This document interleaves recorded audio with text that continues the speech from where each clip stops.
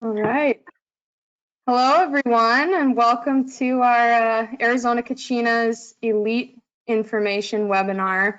Obviously, we really wanted to do this in person, but given the circumstances, hopefully this works out and we will be able to take all of your questions at the end.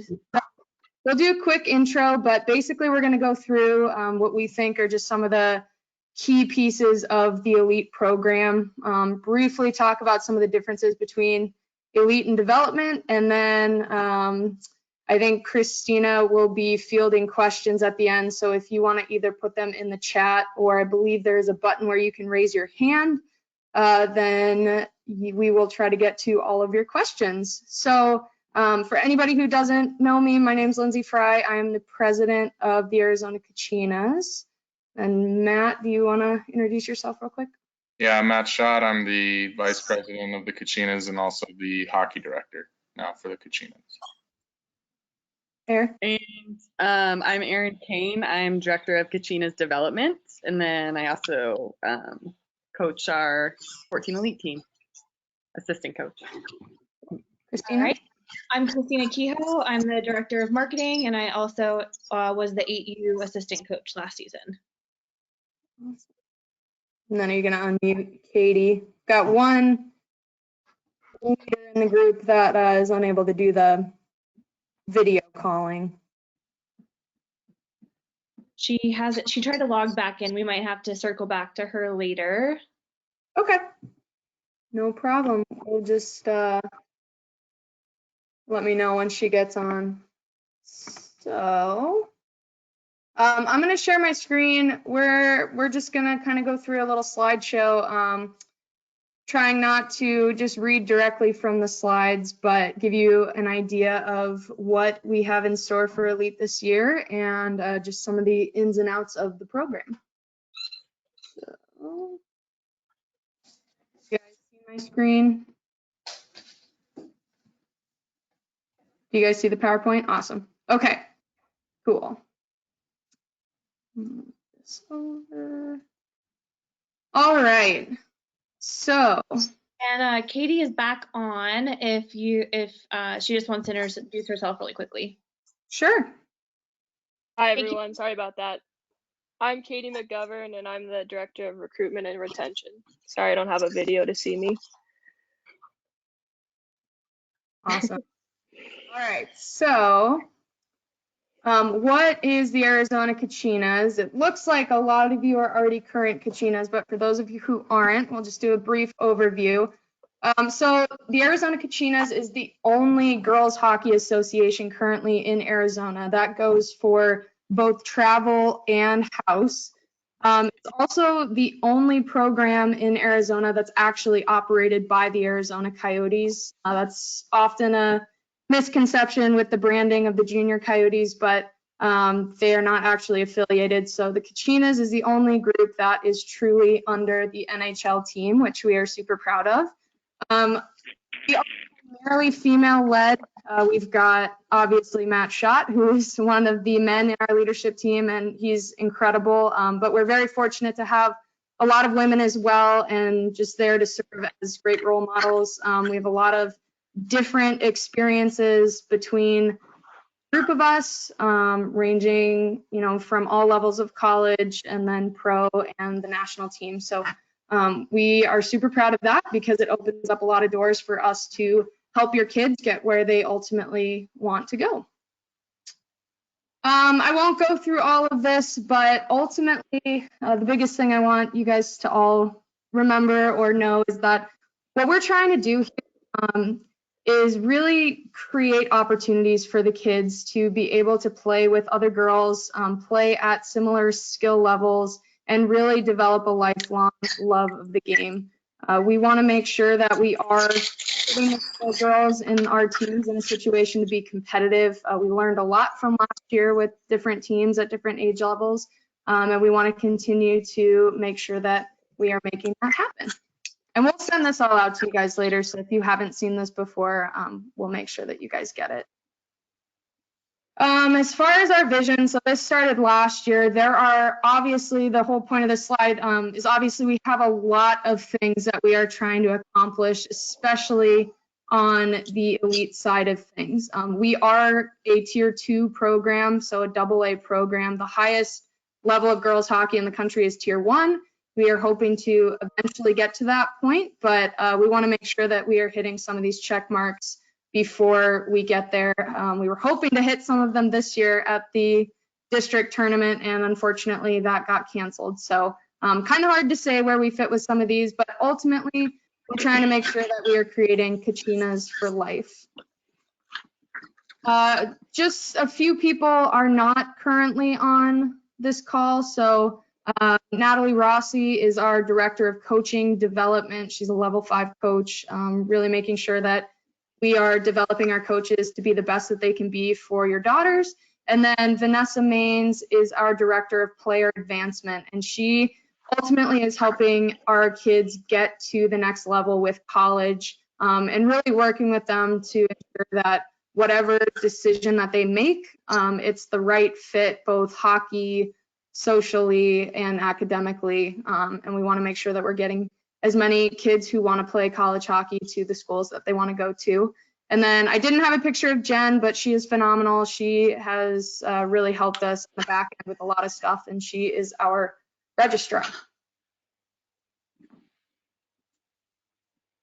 And then just to give you guys an idea, for anybody who doesn't know, the way that kind of the ecosystem here in Arizona works, and one of the reasons why our program works the way it does, we've got a great base at the bottom that many of the younger players on this call have probably been through, but they go through Little Howlers, which is the co-ed program, and then they go into Small Fries, which is our all girls learn to play or continue to play program.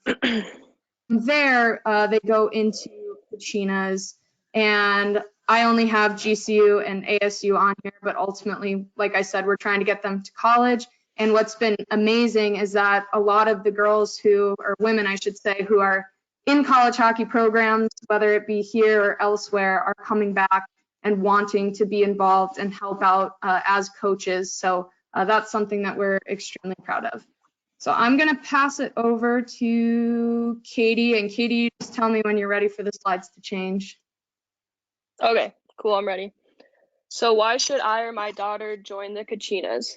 So for the opportunity to play alongside dedicated, hardworking players, you can play for passionate and smart coaches, and we are currently in the process of selecting the right coaches who match our values, and those will be announced at the end of this month.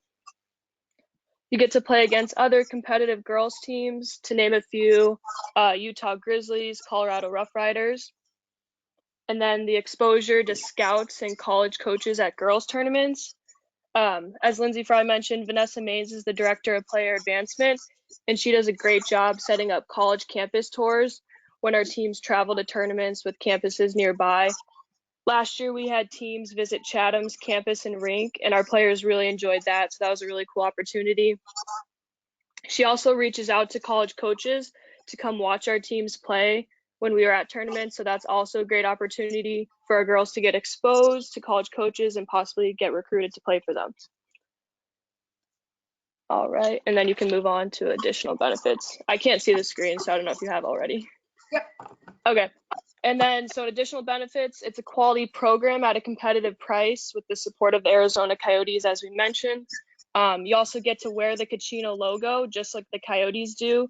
So that comes with a lot of pride of being able to represent them as well. You get to be a part of the Big Sister, Little Sister program. And this is a cool opportunity to be able to be a role model to younger Kachina and have them look up to you, support each other, and create a special bond. We're going to be setting up a few events throughout the year for that, so that's going to be pretty fun. Goalie coaching, we have a dedicated goalie coordinator who oversees and makes sure we have consistent goalie coaching. Anthony Caruso was with us last year, and all the goalies really liked him, as well as Jordan Nash Bolden, who just finished her career at ASU. She does a lot over the summer, but she'll have more time to help us out now. We have skill sessions held once a week, alternating between power skating and skills with special coaches such as Lindsay Fry, as well as an association-wide power skating once a week with discounted prices for Kachina players. All right. Why should my daughter switch to girls hockey? First reason we have is reduced risk of injury. You're less likely at the older levels to get injured. So when the boys start checking at Bantam, you're more likely to get injured with them. So you have the opportunity to play against girls at similar skill, age, and size. The social components, I think this is one of the most important reasons. You get to make long-lasting friendships you build with the girls, your teammates. And again, the exposure to scouts and college coaches. College coaches attend girls tournaments, not boys tournaments. So if you want to play college hockey, you are more likely to be seen exposed to college coaches at girls tournaments. Because when they go and look at a long list of players. So it makes more sense for them to go to a girls tournament rather than a boys tournament. As well as a long list of female role models. A lot of them are on this call, like Lindsay Fry, Erin Kane, Vanessa Maines, Natalie Rossi, Christina Kehoe, and then a long list of other players as well. Awesome. Cool. Erin, go ahead. Unmute me. Okay, so I'm here to talk about the difference between elite and development. So I'm the director of Kachinas development. Here's the slide. So just a few differences. One of the major differences is where they play. So all of our elite teams last year were primarily out of Arcadia and Oceanside, but they played kind of throughout the valley. And our development teams last year were in Iceland, Scottsdale, and now we're looking this year to also grow into Iceland, Chandler. So our development teams play in the CDP League, the Coyotes Development Program, in the Ice Ends. Also, the time commitment's a little different for our elite AA. Have we talked about how we're going to kind of rename teams yet? No, you can go No. into it though. Okay, so next year we're kind of going to rebrand our team names, or our team. We had last year we had a 12B and a 12A, with A being the higher team. So this year we're going to go with AAs and A's. So elite AA is the highest of the teams, and they'll have 4 practices a week and then games and tournaments on weekends. Our elite A teams will have 3 practices and then games on tournament and weekends. For development, you have 1 practice, 1 optional skill session, and then 1 game per weekend. And this is in the CDP League, so you're playing against boys teams that are in that league. So for our teams next year, we're looking to have, for our elite, a 12UA, 12U AA, 14UA, 14U AA, and then 16 AA and 19 AA. So we're adding that 14A team that we didn't have last year, which will be really great. And then in the development teams, this past year they played in their true birth year.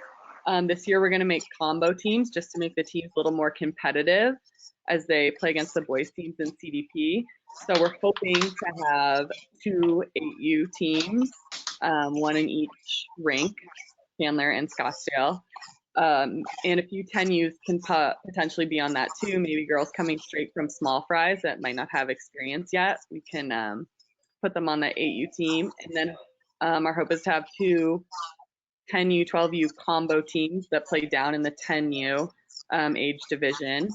And then 1 12U14 team that plays down in the 12U boys CDP age division. So with that combo team, we're really hoping to have more competitive games. And also, girls can play based on their skill, not necessarily their age, if they're playing against boys teams. So that will be really great. And with the more development teams we have, we can also have them scrimmage against each other or play games against each other, which will be awesome. And then just a quick cost difference. Elite, you're looking at, depending if you're an A or a AA, between $3,500 and $5,000, and then development is $1,100 to $1,600. Awesome. Matt? So practice and game schedule, obviously the timing and everything isn't set in stone, but what we're planning on doing is with practices at overall ice time, the development teams are going to get an additional shared ice practice per month. This is what we're shooting for, and once we get all this confirmed, we'll send it out. But our goal is to give them each an additional shared ice practice throughout the month, in addition to what they do with the CDP. For elite, based on the A or AA teams, you will get 3 to 4 ice times. The 12U and 14U single A teams are going to do 2 shared ices, usually with each other, and then each will get 1 full ice. That'll usually be their game slot, 75 minutes, so that they can host games in the league that they're playing in. And if not, then they get to have their full ice practices where they can work on full ice system work and whatnot like that. I know that the B team did not have very much of next year. We were making sure we're changing that this year. As far as the AA teams, 12U, 14, 16, and 19Us, they're going to get 2 shared ice slots and 2 full ice slots. One of the full ice slots will be a 60-minute, one will be a 75-minute. Big difference this year from last year is all of those will be on separate days, unlike last year on Wednesday where we had a skill session tied into a shared ice slot with the 12s and the 14s right immediately after. That will not be the case this year. They will have 4 separate days of ice time, so that they are getting more out of their experience. They get a little bit more rest, and they're a little bit more centralized focus that the coaches can put on the practices. As far as the games, like Coach Aaron said, development will have inter-squad games once a month or so between each other, in addition to their normal game schedule in the CDP. For the elite teams, the 12UA, AA, 14A, and 14 AAs, our goal again, our plan is to play within the AZYHL, the divisions at which they will be. We're not sure yet. It all depends on what teams are being admitted into the AZYHL at the same time. But our goal is for all those 14 and under teams to be playing in the AZYHL, and then the 16Us and the 19Us will be participating in WGHL showcases, which we'll get to in a little bit later. This is something that we've been working on over the summer and this off season so far, and it's actually getting to be a lot bigger than we thought. So we're really excited to have them be a part of it. And what that is it's just different showcases with teams in the Western Conference or Western Hemisphere or West Coast of the United States, playing each other at different locations. Similar to how, if anyone is involved in it has an older son in the Tier 1 Elite League, sort of similar on how they do it there. They have their own little showcases. And then at the end of the whole season, they'll have a championship with possibility to win trophy, banner, and complete the whole thing. So that's the practice game schedule. And then what leagues we're playing in, like we just kind of talked about, and what the travel schedule is. The 14 AA, we are also going to be looking at doing like a smaller scale WGHL. We don't know if there's going to be any sort of championship, but there has been a lot of interest to have teams from the other states that have 14 AA and potentially do 1 or 2 showcases between each other in addition to the AZYHL. The AZYHL, you'll play anywhere from 16 to 20 games. And that's the same goal that we're going to have with the 16s and the 19s, is that 16 to 20 game goal for those showcases, 3 to 4 showcases and 4 to 5 games each. So that's the goal with that. As far as the tournament schedule, we have an idea of what tournaments are out there, but because obviously the situation we're in now and moving forward, we don't know what's going to still be around. The A teams are going to get 2 tournaments. We're going to try and do 1 fly, 1 drive. Obviously, if that can't be done, it can't be done. But that's the goal, is to have 1 fly, 1 drive, 2 tournaments. With the AA teams, we all look to do 3 tournaments. A couple on the East Coast, especially for the 16s and the 19s. As they get older, they're going to want to go to showcases where there's going to be collegiate recruits. So for those older groups, we're definitely looking to go on the East Coast, and then the AA teams, 12s and the 14s, same thing, Midwest, East Coast, and then hopefully have 1 tournament where all of our teams can go together and participate and have the whole association there. Obviously, that's our goal. We're hoping to do it. It's just a matter of availability based on those team schedules and everything. The 16s and the 19s are also going to get, like I said, 3 to 4 WGHL showcases, which are all mainly all drivable because it'll be California, Colorado, Utah, New Mexico, all area, and even Las Vegas is in there as well. So like there's they're all relatively drivable or very, very short, inexpensive flights. And then and then we will probably host one as well for each of those divisions, one showcase as well. So we'll be able to host a weekend of games for our girls this year. There has been talks as well about the President's Day tournament. I know that they want to get involved with girls divisions as well. So we've kind of started talking with them a little bit about that. Nothing obviously concrete, but obviously it's a great opportunity for our girls not to have to travel and be able to play 4 so games a weekend. So but yeah, our goal is to get them, when they travel, to get exposure to college coaches and scouts. Like Katie talked about earlier, they're not going to go and scout boys teams. They're going to come and scout tournaments with all girls teams, such as the ones we're looking at. And it's also an opportunity for Coach Maines to continue doing her great job of finding college campuses to visit. So Awesome. And I don't know if we said this yet, but the WGHL is Western Girls Hockey League. That's the rebrand of what we've been calling the Southwest League thus far. So just to be clear on some of the verbiage there.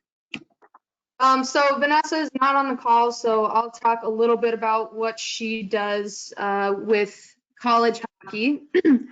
So Vanessa really is, if you've worked with her already, for some of the older girls on the call, this is something she's extremely passionate about. And, she really recognizes that at the end of the day, finding a college for your daughters, or for you, if you're the one listening, is there's a lot that goes into it. It's not just about the hockey. It's about making sure that it's a holistic, good fit. And so that's something that she does a really good job of. She has one-on-one meetings with all the older players. She kind of goes through step by step to really figure out what the players' goals are, and then tries to use our deep network between all of us who have played college hockey at different levels. She uses that to then try to connect players with schools and coaches that they might be interested in. Like Matt said, obviously trying to get as many college campus tours as possible, and that's at all levels. They've toured schools that are ACHA D1, schools that are NCAA D3, as we continue to go to some different states that have some Division I schools. We'll probably try to get the kids some exposure to those as well, just to get a real understanding of what some of the differences are. But ultimately, she's here as a resource and is very good at it. And we've been, in our first year, very fortunate to have a number of kids who have committed to play in college, which is ultimately what we want. So that is all that we have. So Christina, I'm going to pass it to you to kind of field questions, and I'll take it off my screen. All right, awesome. So the first one is, does the 3,500 and 5,000 include travel costs and tournaments, or just practices and regular game schedules? That includes it includes tournaments and all that. It does not include anything like hotel or car or airfare type travel. So you guys, parents would be responsible for that in addition to these costs. Okay, awesome. What relationships does the Kachina program have with women's boarding school programs on the East Coast? They're talking about junior, senior high school years. That would be, I think, more of a question for Vanessa, and anybody else can chime in here. I mean, obviously, what we are ultimately trying to do here is ensure that girls have an opportunity to play at a high level and get recruited so that they don't have to go off to prep school. But, if it's a complete mismatch of skill and fit, we're going to try to support girls hockey in whatever capacity that looks like. So I don't know if anybody else has any opinions on that. I I do know that she does. I know that she does have connections with boarding schools and whatnot. I mean, like we sent a kid there a couple years ago. Haley Maudlin went and played for. I mean, not a boarding school, but went to the Shamrocks. But like Lindsay said, like that's kind of a last resort for us. We want to make sure that it's the proper fit here, and we want to make sure we're not sending girls out of Arizona anymore. We want to prevent that and keep them here as long as possible. But again, if it needs to, yes, we do have those options. Okay, next question. Are 10Us able to try out for 12U Elite? So this past year, because we did not have a 10U travel team, and we will not have a 10U travel team this upcoming year. To be completely honest, we will have to probably have that conversation with the state board. They do not like having kids play out of their true birth year, especially when it comes to playing up. So yes, you can try out. As far as A versus AA, that A team will likely be the team that 10U players have the opportunity to make, because that team will be likely playing down at the 10U level like they did this past season. So I don't know, Matt or Aaron, if you guys have anything you wanted to add to that. Yeah, I also think it all depends on how many people we have trying out. I mean, that A team is what the most likely, if there is combo, that 12U A team will be the combo team. As far as like the 14A team, that will not be a 12U 14U combo, because we don't want to hurt the 12 AA team from losing their top players just to go up and play the 14A division. So that one will not be, but the 12A division. And again, it's all based on if the state board will allow us. There's always rules about girls playing up, combo teams, whatnot. There are different rules with girls hockey programs, but at the same time, it does come down to the state board. We want to make sure to give them the best opportunity to play. So. And ultimately, we won't know that until after tryouts. So if for those of you who are 10U and want to play on that team, do plan on trying out whenever those ultimately end up happening. And then we will have to go and kind of present that to the state board after the fact. Okay, cool. Will you allow girls to double roster again? Yeah, that one, I mean, like, we're not going to put any, because one of our big things is we want to make sure that the other organizations realize we're not trying to steal girls from them. We're trying to work together with them, as long as they're properly treating them as well. But at the end of the day, so we're not going to say no, but it is going to be a coach's decision. We don't want to put the coach in a tough spot where they only have 7 players. I think as long as, I mean, we've thrown a lot of ideas around about whether they have to have 10 players that are not double rostered before they can allow a double rostered player. You have a minimum of 2. But we as a board and as an association are not going to say no to it. It's going to be ultimately it's going to be a coach's decision. And if they feel comfortable having players that are committed to 2 different teams and where their commitment actually lies, I know as a coach, it's not easy to have, to have to constantly go back and forth with your roster. Are they going to be here? Are they not going to be here? Based on their other schedule, but it will come down to a coach's decision. Yeah, and the only thing I would maybe add, just because I've had these conversations with the older coaches, the only exception I would say is for the 16s and 19s, if you choose to play high school, because this is a travel organization, the expectation from those coaches would be that your first priority is your Kachinas team if you choose to also play high school. Okay, cool. Aside from travel costs, are there other fees that we could expect for the elite program? Examples, team account, athletic wear, different helmets, etc. So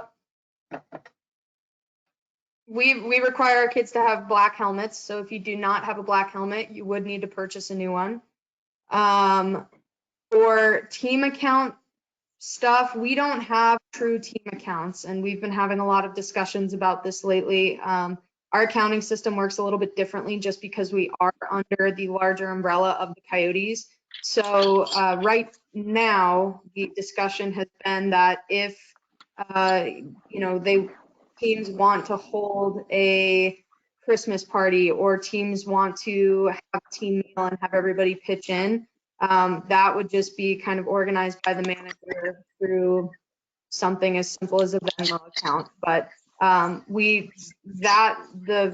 fees are as inclusive as you're not going to get hit with an additional $1,000 team fee out of nowhere. Those are all pretty inclusive. Matt, am I missing anything on that? No, that's you answered everything. I mean, pretty much everything's in there except for a few costs here and there that people may fill on their own to fulfill the black helmets, etc. and stuff like that. So. And the only thing I would maybe add, for those who maybe aren't planning on or unable to make the one tomorrow, the reason that range for development is 1,100 to 1,600, which is different than last year, is because there were a lot of apparel type things that was included or were included last year with development that was completely subsidized. And so this year there will be a 300 to probably 500, somewhere in there, association fee essentially for being a Kachina on top of what the base cost is for being a member of the CDP at the Ice Dens.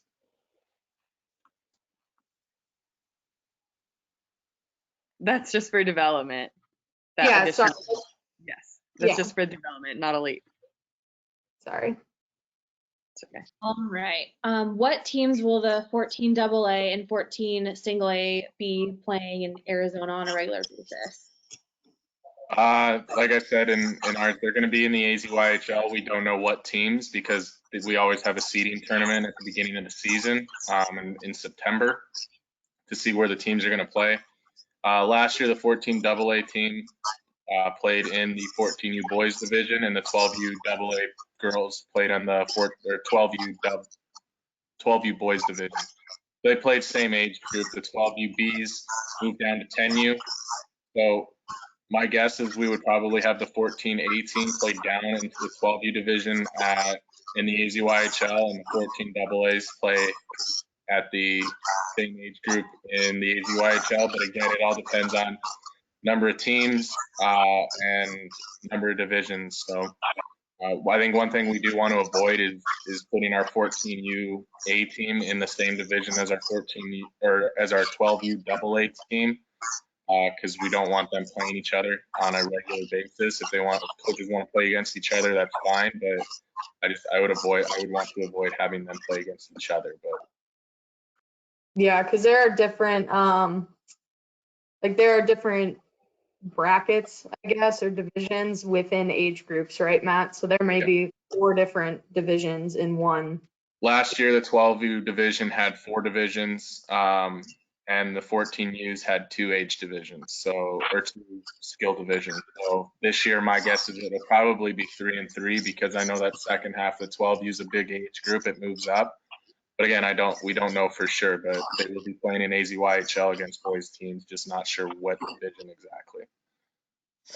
And all of the games that our 14U Bantam age teams play against boys are non-checking. Yep. All right. Do you know when tryouts will be or when the rinks will open back up? It's an excellent. Matt? The rinks will open up probably when they get the all clear from the CDC. But tryouts, as soon as we figure out when the rinks are back open, we've been working with the rinks to ensure that we'll have ice time for it. Someone put in one of our meetings this past week, or right now we're driving around in a school zone, and when this is over, we're going to have to hop on the Autobahn and go 100 miles an hour. So I would expect as soon as we get okay that the rinks are open and that we get the okay from the Coyotes to continue, we will have tryout information posted as soon as possible. I know that they just pushed back the Tier 1 travel teams tryout times to middle of May, and the Tier 2 they have not made a decision on yet. So we're also at the mercy, but the state board sets that date and time. So once the state board sets that, we will make sure to fill it with like as close to that date as possible. Yeah, and the only thing I would add is we may have to do things a little backwards this year. Typically, we try to do our elite tryouts first, and then any kids who don't make an elite team would then go the following week to development evaluations, just based on ICEDEN and having to make sure that we are planning alongside with them. We may, if the rinks open on May 1st, but we can't have tryouts till May 31st, we may do our development evaluations before elite tryouts this year. With that said, if you want to try out for an elite team, please, and Aaron, you can chime in here, but please don't come to development evals if you're planning on trying out for an elite team, because we'll have space for you if you don't make an elite team, but we need to be able to give kind of an accurate count for development of the ICEDEN. So if we have a bunch of extra people who really are planning on playing an elite team come to development evaluations, it's going to make those numbers really hard. All right, so we talked about players playing up, but can a player play down based on skill level? No. Not In development, you can. In development. So we're doing those They're the combo teams. But as for elite, no, they're not allowed. That's a USA Hockey rule. They are not allowed to play down a level. Will the elite teams have a game every week or weekend? We didn't have I wouldn't expect a game every weekend. You might have some weekends where you have a Saturday and a Sunday. But I wouldn't it averages out, maybe I'd say once a weekend, but it all depends on what teams' availability are, what their scheduling is, and what division the teams are in. But we went a couple weekends this year without having games, especially at the beginning. And then we had multiple weekends in a row where we had two games, one Saturday, one Sunday. So the goal is unsure yet, but averages out to be close to about a game a weekend. When will the finalized list of coaches come out for next season? End of April, I'd say. We're finalizing the list, which we have to have a vote approved by the board, and I would probably shoot for end of April to see the finalized list of coaches. Is there dry land training as part of the elite program? Yeah, we're working on getting someone dedicated to do that with all 6 of our teams. But yes, that dry land is included. We're trying to find one person that works directly on that.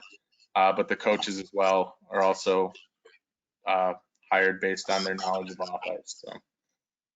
And that was something that we definitely got feedback on this past season, just consistency and number of dry land sessions. So we're definitely taking that into account to make sure that everybody is getting that dry land training throughout the year.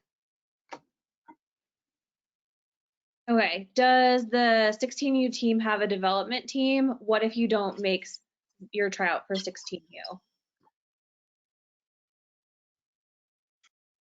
So I guess technically the development, we don't have a 16U team, but we have been able to have a couple of 16U aged players play down on our 14 team. So I'm assuming that the ICEDEN will allow us to do that again. But the only challenge there is it's not playing at Bantam. They're playing at P. Younger.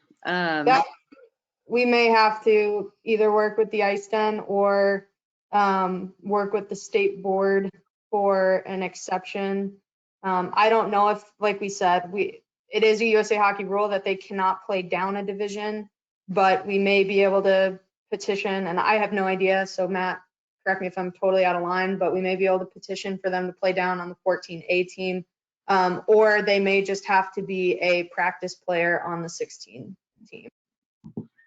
They'd have to be a practice player. You're not allowed to have a single player move down an age level. Okay. What about the 10U girls who played on 12A last season? Will we know what they'll be able to do before tryouts? Yes, absolutely. We'll have an answer on that one and have knowledge of it, of if 10Us can play up to 12Us on the A team before tryouts, for sure. All right, I think we've cleaned up the question box.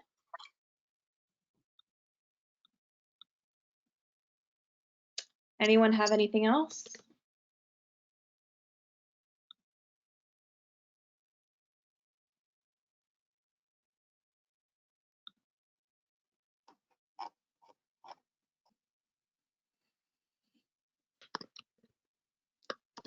Taking notes here. I think if there's no questions, then we're good. The only thing I would say is thank you for A, being on the call, but B, all of you who did the RSVP for the summer program and tryouts. And the only thing I'll add about the summer program is that one, unlike tryouts where we may have to wait a little bit, like Matt said, I mean, we may have to go from 0 to 100. If we find out that the rinks are opening in 3 days, then technically we were supposed to start here in a couple weeks. So as early as the rinks open after this April 31st date or April 30th, whatever it is, we plan to get that summer program up and running. So that may come at everybody really quickly. So just be looking out for communication on that. There's a question about are we using the same rinks next season as we did last season for Elite? I mean, that's our goal right now. We is to use the same ones and just get a little bit better ice time. But obviously, we'll see where that is because again, we are not the main tenant in any of them. So we always have to get based on what the other teams fill. But we've been able to work with them to not putting together unnecessary combo teams that aren't competitive and helping grow the girls' game, and they've been very receptive to that. How quick will you let girls know if they need a team? Usually the night of the last tryout. Once the last tryout's done, I mean, within that night, within 24 hours, you should be notified that you made the team, and then within 48 hours, you should be notified that you did not make the team. Well, and then there's a question about registration for summer programs. Is it on hold until the rinks open? And I'll add a little something to this. There is an RSVP link that's listed on the Kachinas website. If you haven't completed that yet, it is still open. And we're just taking first come, first serve, but any other details about summer registration? So all of you should have, or I guess most of you should have seen the RSVP link. If you've already filled it out, the one in the email that came from me, if you already are part of the Kachinas program, you do not need to go on the website to fill it out again. If you have not seen the RSVP link, then yes, please go do that. The problem is obviously we're going to have to adjust pricing based on when we actually start the program. So we don't want to have to refund everybody a certain percentage of the program. So that's why we're not doing a registration. So it may be kind of like I said, if we find out that in 3 days we can start our summer program, we're going to launch the registration that day. And it is going to be first come, first serve based on who filled out the RSVP form and when. So if you've not filled that out yet, please get your name on that list because we are going to probably have to limit how many kids are on the ice this year just to make sure that we're giving them the best experience possible. All right, awesome. I think that is it. All right. Well, thank you, everyone. And if you are still kind of like on the fence about elite versus development, please listen into the development one tomorrow. We'll really dive into some of the changes with that program, and it'll just be a good opportunity for you to ask some different questions. All right. Thank you. All right. Bye, everyone. Bye.